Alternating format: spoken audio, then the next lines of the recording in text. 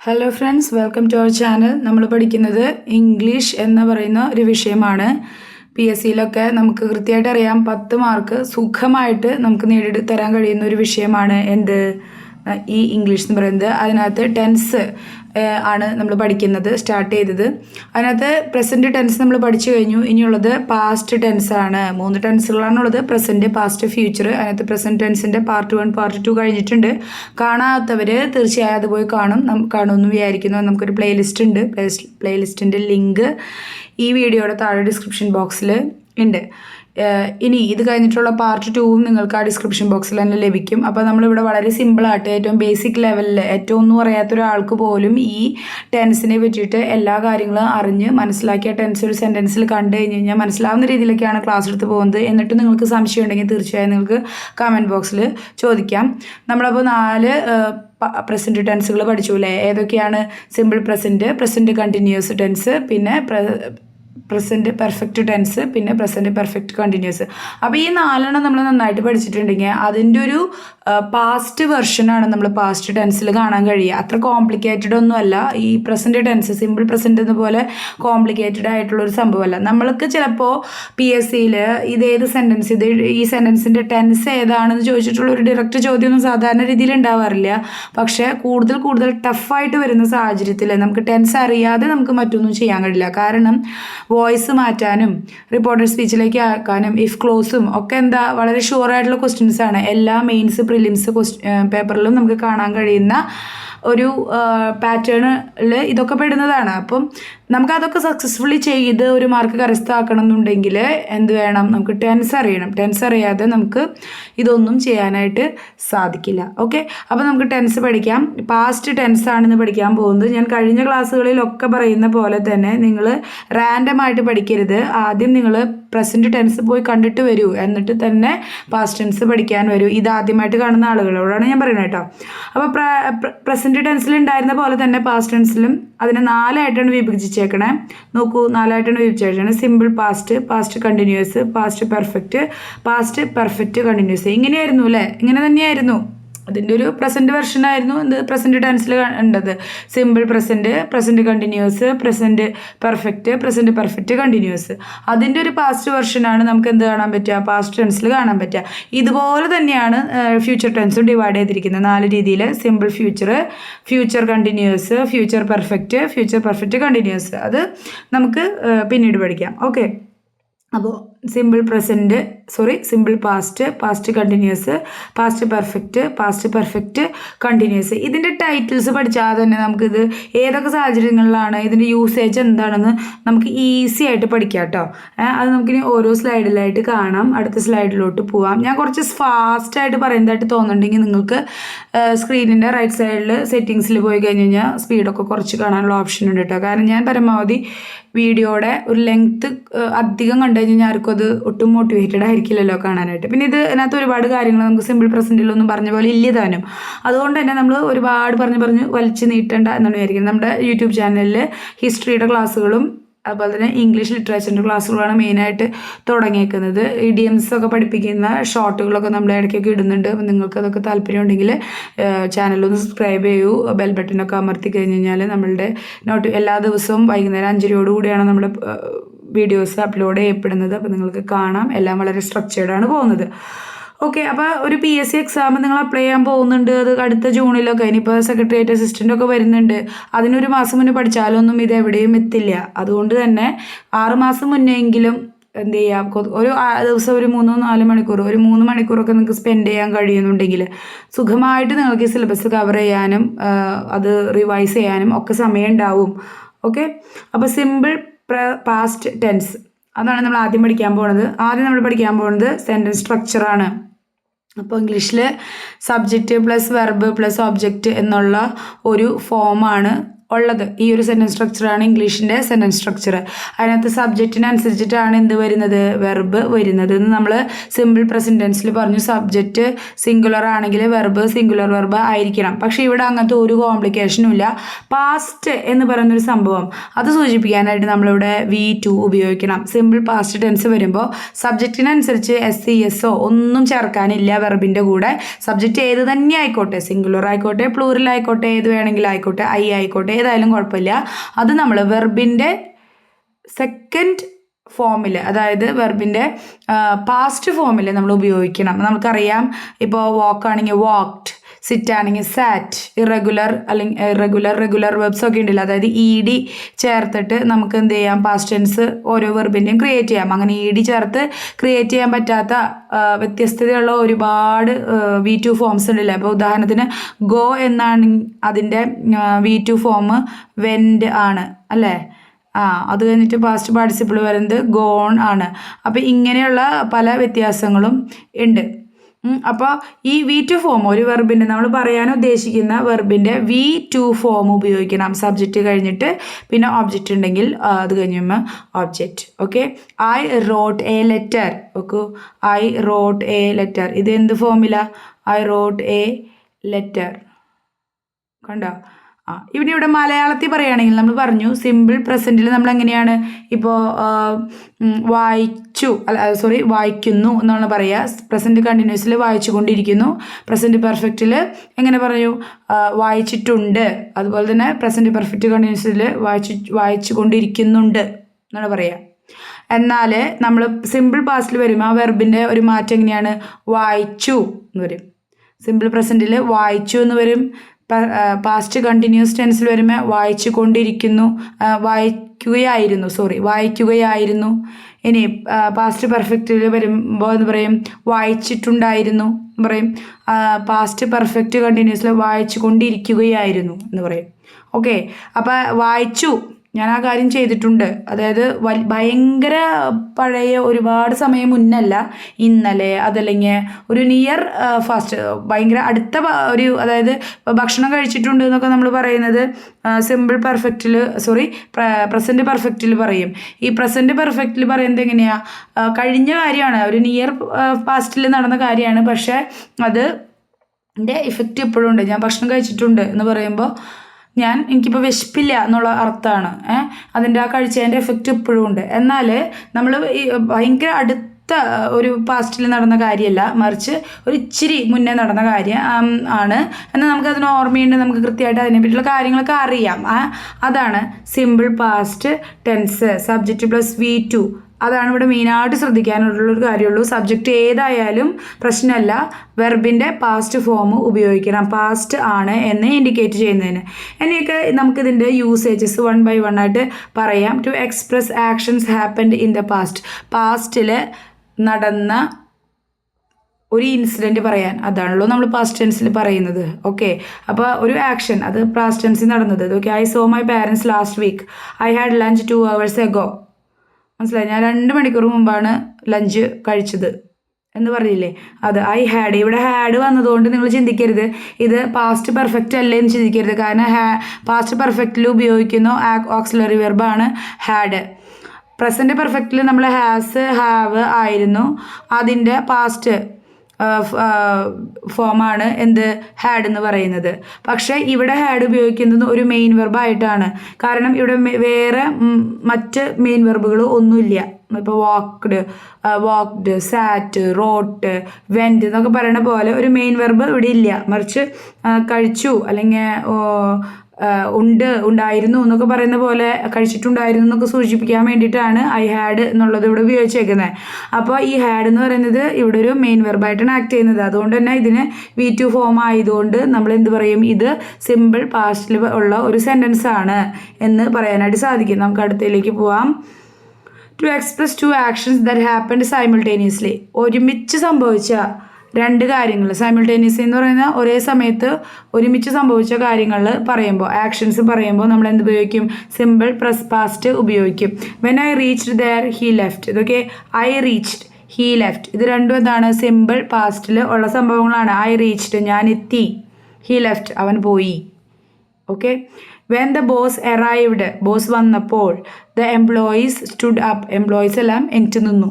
രണ്ടും ഒരുമിച്ച് സംഭവിച്ച കാര്യങ്ങളാണ്. അത് വന്നപ്പോൾ ഇത് സംഭവിച്ചു, അല്ലെങ്കിൽ അത് ചെയ്തപ്പോൾ ഇത് ചെയ്തു, അങ്ങനെ ഒരുമിച്ച് സംഭവിക്കുമ്പോൾ രണ്ടും എവിടെയാണ്? സിമ്പിൾ പാസ്റ്റിൽ തന്നെയാണ് ഉപയോഗിച്ചിരിക്കുന്നത്.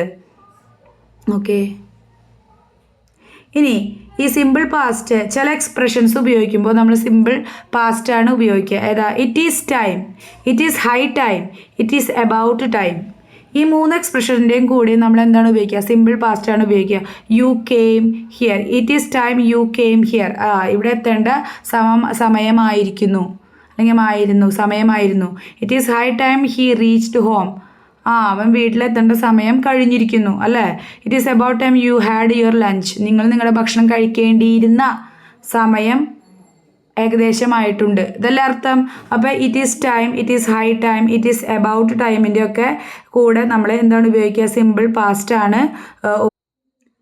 ഇത് പ്രത്യേകം ഓർത്തിരിക്കുക, ഭയങ്കര കൺഫ്യൂസിങ് ആവും. ഇറ്റ് ഈസ് ടൈം എന്നൊക്കെ പറയുമ്പോൾ നമ്മൾ പെട്ടെന്ന് ഇത് ഒരു പ്രസൻറ്റ് ടെൻസ് ആണല്ലോ എന്ന് ചിന്തിക്കും. നമ്മൾ പറയുന്നത് പ്രസൻറ്റ് ടെൻസിലാണ്, അതായത് വീട്ടിലെത്തേണ്ട സമയം ഏകദേശം അതിക്രമിച്ചു, അതായത് നേരത്തെ വീട്ടിലെത്തിയിട്ടുണ്ടായിരിക്കണം എന്നുള്ള അർത്ഥത്തിലാണ് നമ്മൾ പറയുന്നത്, അല്ലേ? നമ്മൾ ഫുഡ് കഴിക്കേണ്ട സമയം അതിക്രമിച്ചു എന്ന് പറയുമ്പോൾ നമ്മൾ നേരത്തെ തന്നെ ഫുഡ് കഴിക്കേണ്ട സമയം നമ്മുടെ കഴിഞ്ഞു, നമ്മളത് ചെയ്ത് കഴിയേണ്ട സമയമായി നമ്മൾ ചെയ്തിട്ടില്ല എന്നുള്ള അർത്ഥത്തിലാണല്ലോ പറയുന്നത്.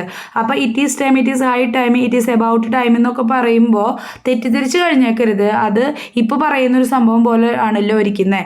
അതുകൊണ്ട് ഇത് സിമ്പിൾ പ്രസൻറ്റിലോ പ്രസൻറ്റ് കണ്ടിന്യൂസിലോ പ്രസൻറ്റ് പെർഫെക്റ്റിലോ ഒക്കെ പറയേണ്ടതാണ് എന്ന് ചിന്തിക്കരുത്. സിമ്പിൾ പാസ്റ്റ് ആണ് നമ്മൾ ഈ 3 എക്സ്പ്രഷൻ്റെയും കൂടിയും ഉപയോഗിക്കുക. അത് പ്രത്യേകം തന്നെ ഓർത്തിരിക്കുമെന്ന് വിചാരിക്കുന്നു. ഇനി അടുത്തത് നമുക്ക് നോക്കാം. ഈ സിമ്പിൾ പാസ്റ്റിൽ ഞാൻ ഇവിടെ പറയാത്തൊരു കാര്യം കൂടി ഞാൻ പറഞ്ഞുതരാം.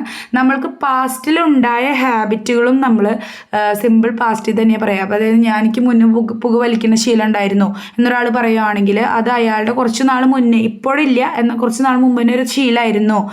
അത് നമ്മൾ എന്തിലാണ് പറയുക? സിമ്പിൾ പാസ്റ്റിലാണ് പറയുക. മനസ്സിലായോ? അപ്പോൾ നമ്മൾ മുന്നുണ്ടായിരുന്ന ശീലം, നമ്മൾ ഇപ്പോൾ ഉള്ള ശീലമാണ് നമ്മൾ സിമ്പിൾ പാസ്റ്റിലല്ലേ പറയുക, സിമ്പിൾ പ്രസൻറ്റിലല്ലേ പറയുക. അപ്പം മുന്നുണ്ടായിരുന്നു എന്നാൽ ഇപ്പം ഇല്ലാത്ത ശീലങ്ങളൊക്കെ നമുക്ക് പറയാം സിമ്പിൾ പാസ്റ്റിൽ പറയുന്നതായിട്ട് നമുക്ക് പറയാനായിട്ട് സാധിക്കും. ഇനി അടുത്ത ടെൻസാണ് പാസ്റ്റ് കണ്ടിന്യൂസ് ടെൻസ്. അപ്പോൾ ഇവിടെ നമുക്കറിയാം പാസ്റ്റ് ടെൻസിനെ സൂചിപ്പിക്കുന്ന ഓക്സിലറി വെർബ്സ് വേണം, അതുപോലെ തന്നെ കണ്ടിന്യൂറ്റിനെ സൂചിപ്പിക്കുന്ന വെർബ് ഫോമും വേണം. അപ്പോൾ നമുക്കറിയാം പ്രസൻറ്റ് കണ്ടിന്യൂസ് ഫോം നമ്മൾ കണ്ടപ്പോൾ സബ്ജക്റ്റിൻ്റെ കൂടെ പ്രസൻറ്റ് ടെൻസ് കാണിക്കാനായിട്ട് ഈസ്, ആം, ആറ് ഒക്കെ ഉണ്ടായി. അത് കണ്ടിന്യൂറ്റി കാണാൻ, വെർബിൻ്റെ ആക്ഷൻ്റെ കണ്ടിന്യൂറ്റി കാണാനായിട്ട് എന്തുണ്ടായി? VING ഫോം ഉണ്ടായിരുന്നു. ഇതേപോലെ തന്നെയാണ് ഇവിടെ നമുക്ക് നോക്കാം. എന്താണ് സെൻറ്റൻസ് സ്ട്രക്ചർ എന്ന് നോക്കൂ. Subject was or were, ING form of the verb, object. നോക്കൂ, സബ്ജക്റ്റ് ഈസ്, ആം, ആറ് എന്ന് പറയുന്നത് ആകുന്നു, അങ്ങനെയാകുന്നു എന്നാണ് അർത്ഥം. അപ്പോൾ വാസ് വേറിൻ്റെയോ ആയിരുന്നു എന്നുള്ള അർത്ഥമാണ്. അപ്പോൾ വാസ് വേറെ നമ്മൾ ഉപയോഗിക്കണം. അത് കഴിഞ്ഞിട്ട് കണ്ടിന്യൂറ്റി സൂചിപ്പിക്കാനായിട്ട് വെർബിൻ്റെ ING ഫോം ഉപയോഗിക്കണം, പിന്നെ ഒബ്ജക്റ്റ് ഉപയോഗിക്കണം. മനസ്സിലായോ? അതാണ് ഞാൻ പറഞ്ഞ പ്രസൻറ്റ് ടെൻസ് നമ്മൾ പഠിച്ചു കഴിഞ്ഞാൽ ഇനി ബാക്കിയുള്ളതൊക്കെ പഠിക്കാനായിട്ട് ഈസി ആയിരിക്കും. വാസ് ഓർ വേറെ, ഇവിടെ നമ്മൾ സിംഗുലർ സബ്ജക്റ്റിൻ്റെ കൂടെ നമ്മൾ എന്ത് ഉപയോഗിക്കും? വാസ് ഉപയോഗിക്കും. പ്ലൂറലിൻ്റെ കൂടെ എന്തുപയോഗിക്കും? വേറെ ഉപയോഗിക്കും. ഇതൊക്കെ എല്ലാവർക്കും അറിയാവുന്ന കാര്യങ്ങളാണ്. സിംഗുലറിൻ്റെ കൂടെ വാസ് ഉപയോഗിക്കും, പ്ലൂറലിൻ്റെ കൂടെ വേറെ ഉപയോഗിക്കും.